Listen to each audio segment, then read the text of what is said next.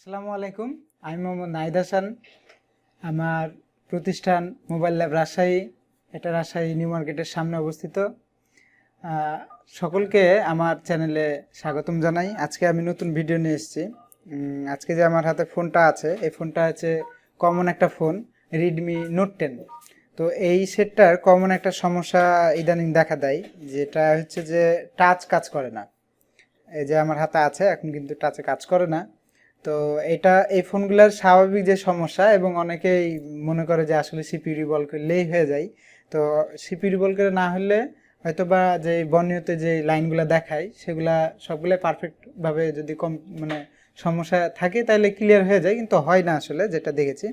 তো আমি সেটা সিপিইউ রিভলভ করা হয়েছে, যদিও হয়নি।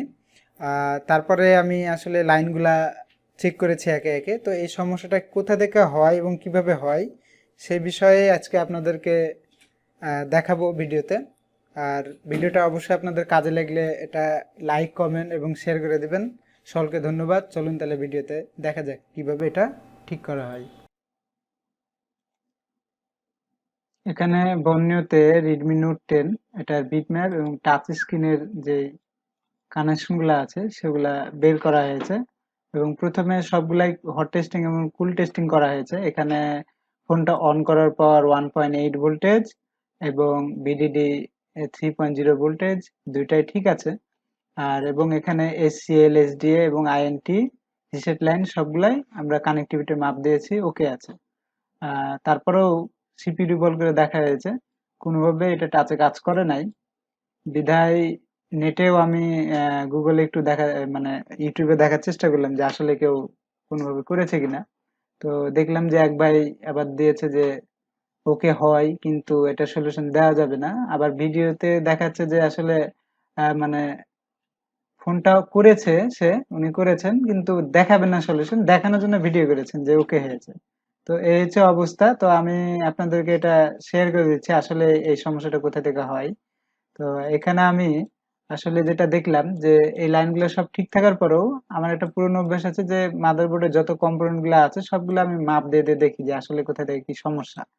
তো এখানে মাপ দিতে দিতে দেখি যে আসলে যে এখানে এলডিওটা আছে, আমাদের দেখবেন যে সিপিইউর নিচে এই ইএমসির একবারে কর্নারে এখানে এলডিও আছে একটা।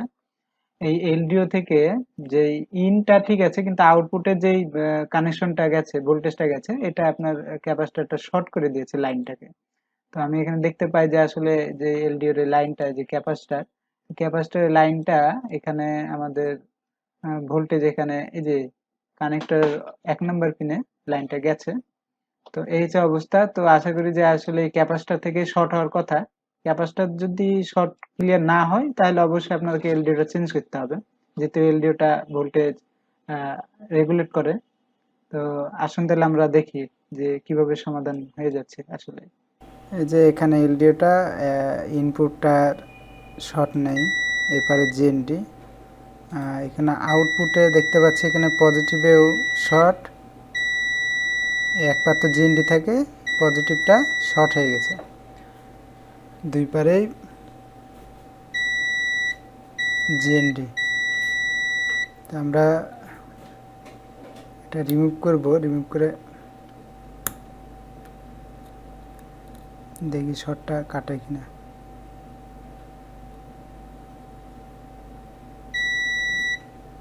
তবু এই লাইনে শর্ট আছে, হয়তো বা এলডিওটা শর্ট।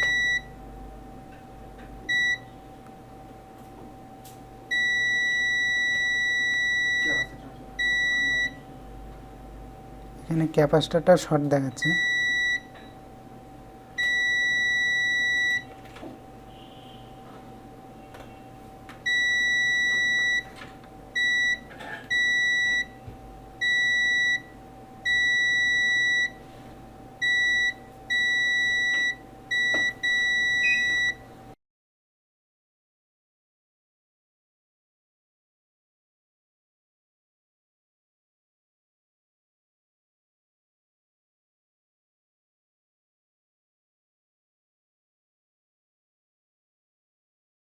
তো আলহামদুলিল্লাহ নোট 10 ফোনটা ওকে হয়ে গেছে, টাচে এখন কাজও করছে। দেখতে পাচ্ছেন লক দেওয়া আছে ফোনের কাস্টমারের।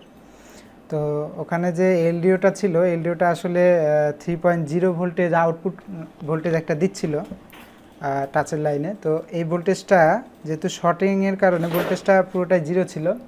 তো ওখানে দুইটা ফিল্টার ক্যাপাসিটর ছিল, দুইটা। আমি এরকম কখনো দেখিনি যে একটাই ফিল্টার ক্যাপাসিটর শর্ট থাকে। তো এই ক্ষেত্রে আমি দেখলাম যে দুইটা ফিল্টার ক্যাপাসিটরই শর্ট হয়ে গেছে। সেগুলো রিমুভ করে কাজ ওকে হয়ে গেছে, 3.0 ভোল্টেজ আউট হচ্ছে এবং ফোনটা পারফেক্টলি কাজ করছে টাচে। তো দেখতে পাচ্ছেন অল ডান।